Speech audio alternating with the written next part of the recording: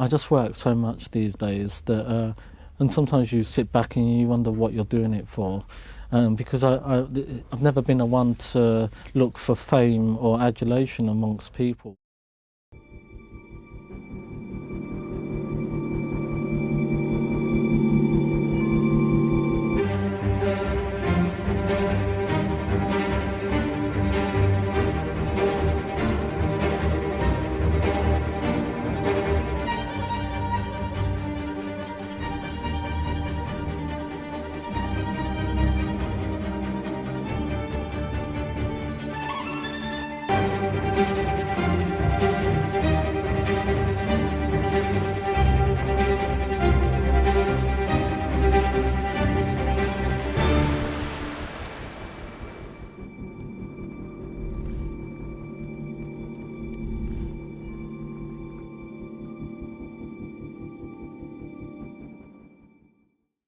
Maybe that's why my work can sometimes come across as aggressive or violent, because today maybe the world to me is a bit violent.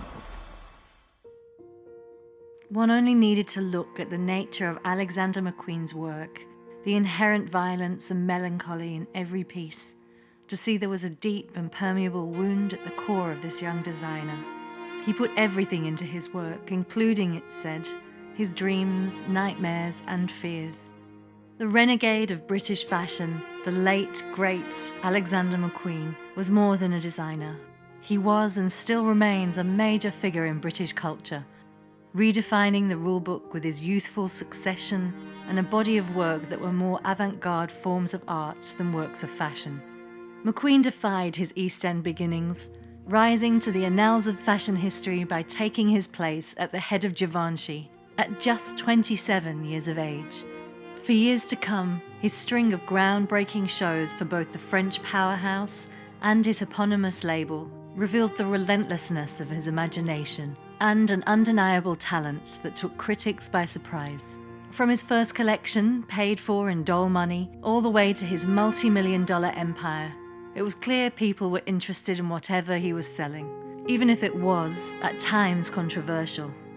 In February of 2010, the rebel designer would shock the world one final time, ending his long-standing battle with depression.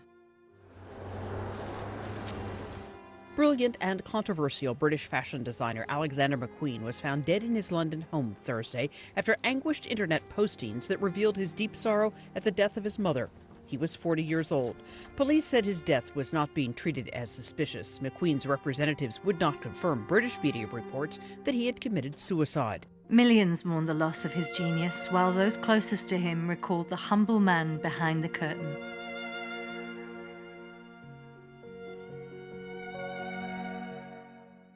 Lee Alexander McQueen was born on the 17th of March 1969 into the working-class suburb of Lewisham in London. The youngest of 6 children, McQueen tapped into his creative side at an early age. With the encouragement of his mother, he began designing dresses for his 3 sisters. When Lee was 17, he said, "I'll make you a couple of skirts." And I've got to say, they fit like a glove. They were so fitted to my body. I couldn't even move my legs hardly. But I used to get compliments on this skirt. Despite his flourishing creative interior, there was a darkness that Lee would endure throughout his life. At the age of 6, he began to grapple with his homosexuality, but fully embraced it into adulthood. And it's all part of growing up. It's all about sexuality. It's all about puberty. It's all about becoming an adult. And you have to go through these things. Yes, I'm 27 years old, but do you know what I mean? I've been on London's gay scene since I was 15. I've seen it, done it, and bought the T-shirt. So, like... At the age of 9, he became a victim of sexual abuse at the hands of a non-blood relative and witnessed first-hand physical violence against women. We were just in our flat. It was literally just in the middle of the evening. He said, "Oh, by the way, I was abused when I was a child by my brother-in-law." It just came out, and he started crying, and we started talking, and then almost as soon as he'd started telling me all of that, he said, "Oh, anyway, I don't want to talk about that anymore." The stuff that he saw, I mean, the violence against my mum, the abuse he suffered by my dad, and the abuse my mum suffered by her dad, they had that affinity together, you know, they shared that, Lee and my mum. They were both affected by the same person. McQueen's early collections, like Highland Rape, delved into the dark territories of violence and sadness, particularly against women, shocking viewers and attracting much criticism. In the 90s, his name was hard to avoid, the subject of tabloid headlines and underground chatter for his compelling and brazen antics. Well, my career started off in Savile Row in a tailoring company called Anderson & Shepherd. You would design the suits for them? No, just make them. I was just a them. bespoke tailor. Right. And I was there for 3 years. Then I went to work into the theatre and film industry, doing the costumes for films. And then worked for a designer called Koji Tetsuno. And then I left England at 20 and went to work for Romeo Gigli in Milan. And then I came back and did a master's degree at St Martin's School of Art in fashion. And then after that, sort of started doing my own collections, and that was about 4 years ago. Women's wear? Women's wear, yeah. McQueen's debut collection in 1992 was bought out in its entirety by none other than Isabella Blow, the then editor of British Vogue and one of the most ostentatious characters in an industry spilling with the eccentric. For McQueen, she represented the powerful and successful women he wanted to dress. I really care about a woman's independence, and I like her when she walks into the room. I don't like her to look so naive and so fragile. I like her to look more stronger, that if a man goes up to her, he's got to have real balls to go up to her. I don't like her to look like she could be taken advantage of. Yeah, she's not going to be easily swayed. Or, yeah, exactly. I mean, she's going to stand up. Yeah. And in McQueen, Isabella found a kindred spirit, one whose talent for design was perfectly complemented by a sense of promotion and a keen eye for style. Her love of design extended to unearthing new talent, catapulting the career of McQueen alongside other contemporaries, from milliner Philip Treacy to model Sophie Dahl. Generating a close relationship, the two would go on to become an inseparable artist and muse combination of the high fashion industry, only to be destroyed by it from within.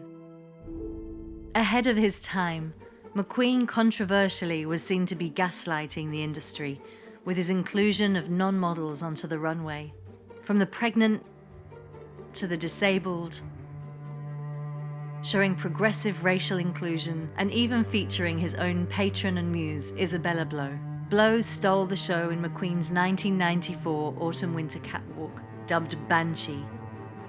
He also dedicated his 1996 collection, Dante, to her. Designed as a commentary on war and religion, The question was about war and peace through the Middle Ages. Is just, I find that religion is the cause of mostly all the wars in the world. the collection showcased models who strutted down a crucifix catwalk to the sounds of organs clashing with club music and repeated gunfire, with the familiar sounds of missiles sporadically whirring overhead.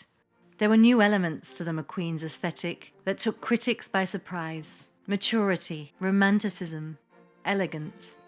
By 1997, he'd even designed tour costumes for the great David Bowie, immortalized in music history on the cover of Bowie's 20th studio album, Earthling.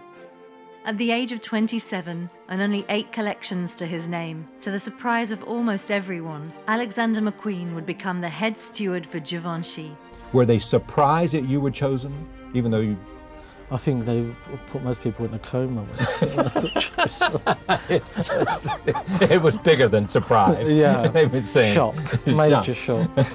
Criticised for seemingly being dangerously underqualified to take on such a legacy, McQueen referred to the founder of the label as irrelevant. I mean, I was 26 when I went to Paris, and I'd only been out of college like 2 years, and I know I was the head of French couture house, and it was like thrown to the lions. Despite his rocky start, he still managed to create some of the most memorable runway moments in fashion history. Number 13 was one of McQueen's most revered forms of art. Model Shalom Harlow was the centerpiece, adorned in a pristine white dress in the middle of a circular platform. The platform began to spin, and 2 autonomous robot arms whirred to life beside her, casting both dress and model with dual streams of black and yellow paint, completely indiscriminate in their patterning. It was a conscious provocation of the nature and impact of technology in modern life. McQueen always sought to push the boundaries conceptually, to shake things up and open people to new ways of thinking. At the end of the year 2000, the Gucci Group, under the direction of Tom Ford, purchased a majority share in McQueen's own label, leaving him in charge as creative director, free and cashed up to redress the personal vision for the McQueen label. Voss was McQueen's crowning achievement in 2001. The audience was seated around an enormous reflective plastic box in the center of the room. Models staggered through the space, swathed in razor clamshells, flourishing red gowns built of ostrich feathers and costumes draped with taxidermy birds. One by one, the models threw themselves up against the walls and imitating the blood-curdling screams of the insane.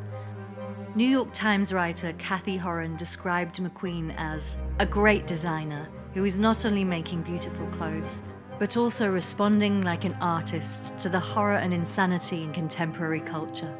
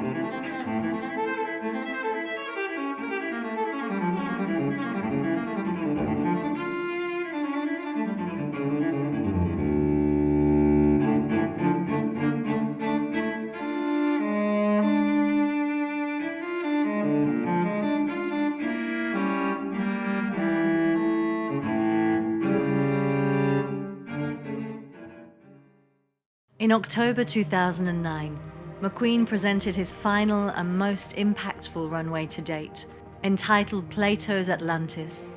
The spring 2010 collection was otherworldly, and most notably famous for its armadillo-esque shoes, worn by the then up-and-coming pop sensation Lady Gaga in her hit music video Bad Influence. The show broke new ground by being the first live-streamed runway facilitated by On Show Studio, who had preferenced McQueen over any other designer to debut the technology. It nearly broke the internet, with the help of Lady Gaga's own followers open to the collaboration, and McQueen secured an unprecedented audience for his work. The move birthed a new digital era for commercial fashion and provided McQueen with a new platform for his art.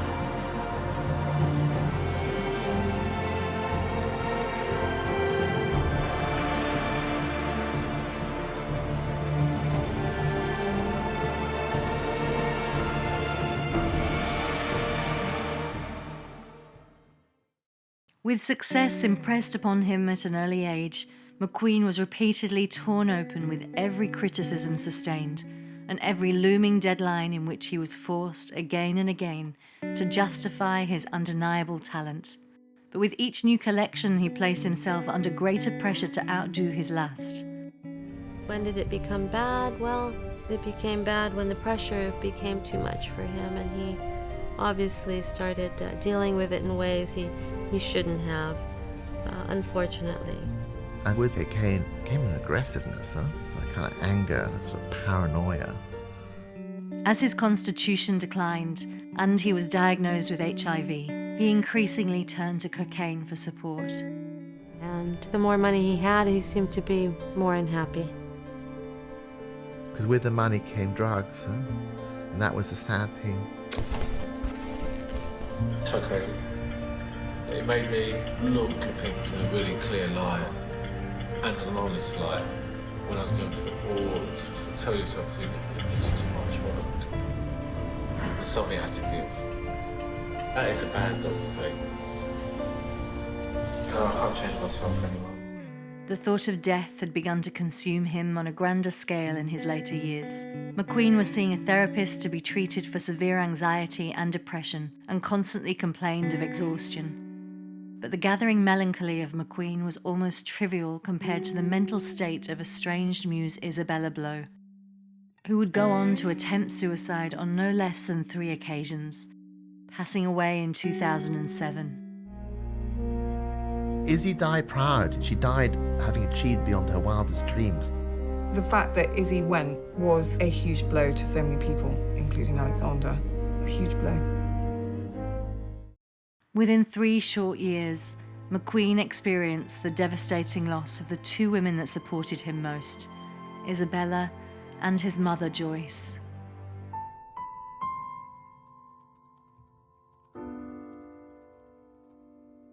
After my grandmother Joyce had passed away, he was in a really bad shape. Lee was distraught. We were sitting in the living room at my dad's, and he didn't look himself at all, Lee. I mean, we was all taking my mum's passing bad, but I think we was all worried about Lee because obviously Mum and Lee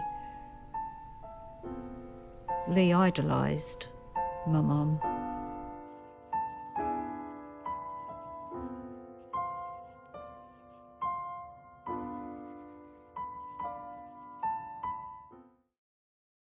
The story of this renegade fashion designer is one built upon powerful moments made of courage, conviction, and an extraordinary vision.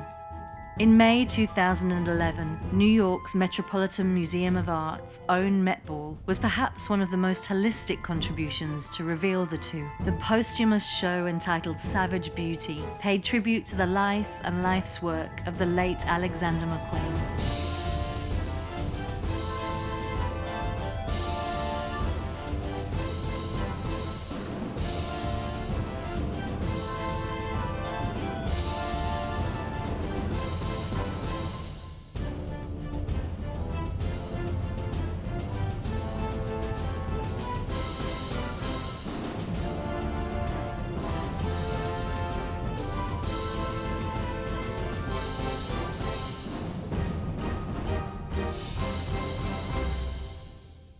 McQueen's own nephew, whom was working on one of Lee's final projects for a memorial, has unveiled recently a mural that coincides with a new documentary on the life of Alexander McQueen. A skull motif, one of McQueen's most popular talismans, was painted in London's Ebook Street in Shoreditch.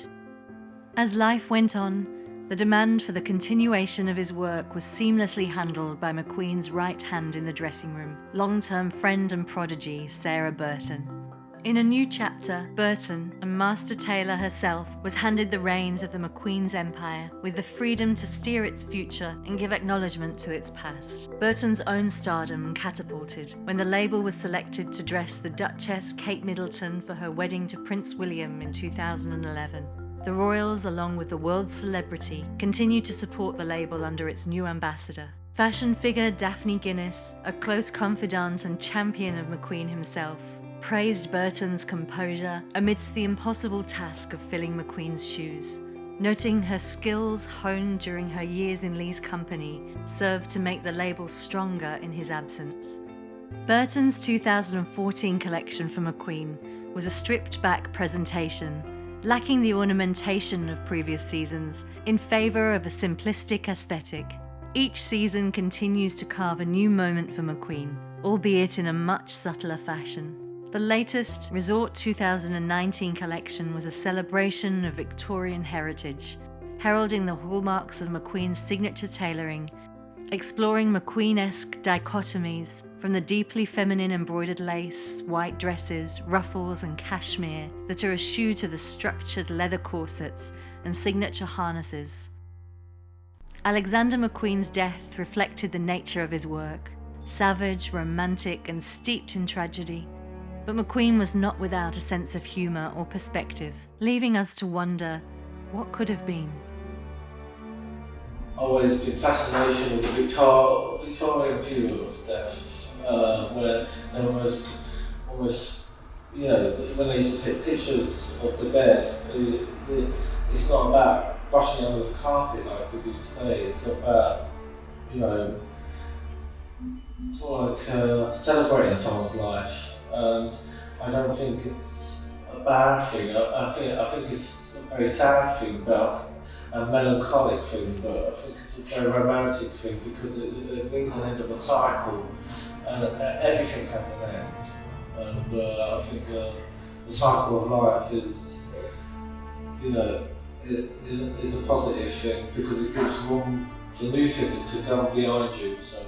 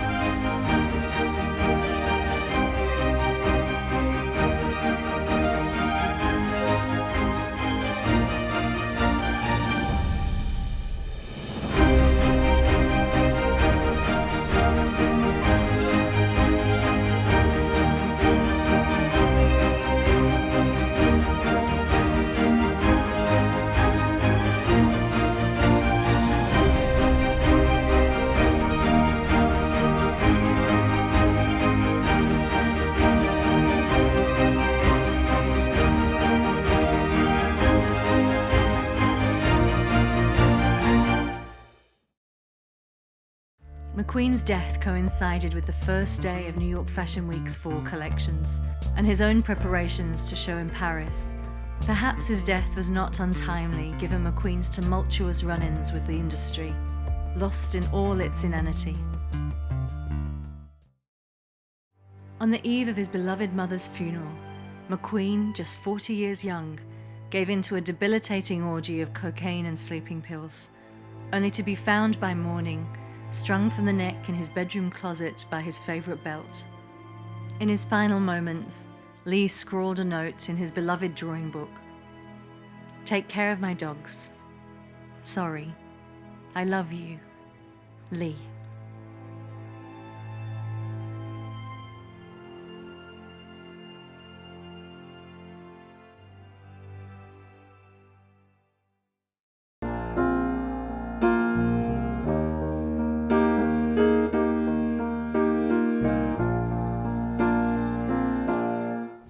Takes a cigarette, puts it in your mouth. You pull on a finger, another finger, then cigarette. The wall to wall is calling. You linger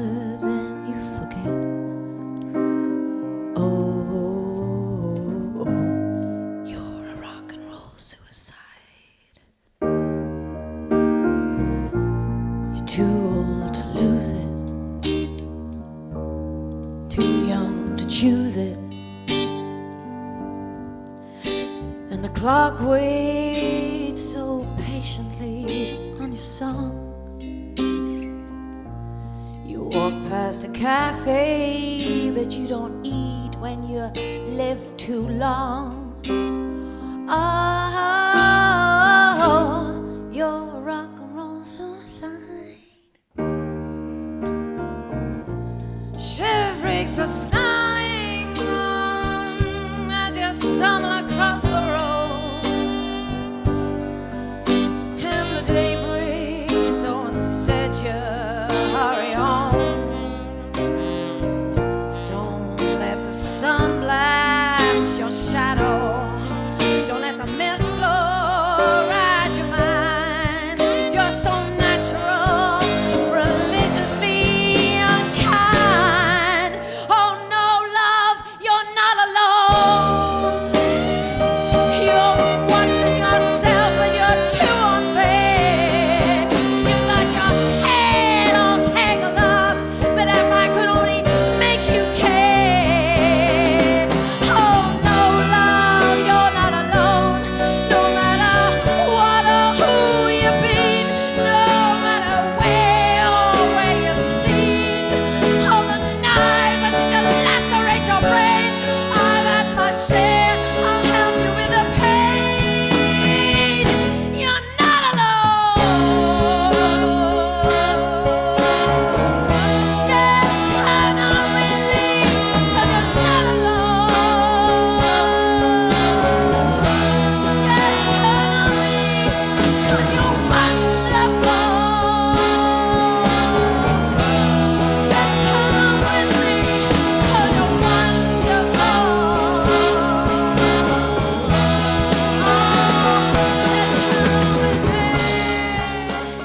If this amazing Alexander McQueen Renegades of Fashion story has moved or inspired you, you can now get the companion hardcover, softcover, or ebook directly from fashion industry broadcasts with just one click via Amazon Books, delivered to your door anywhere in the world in just days.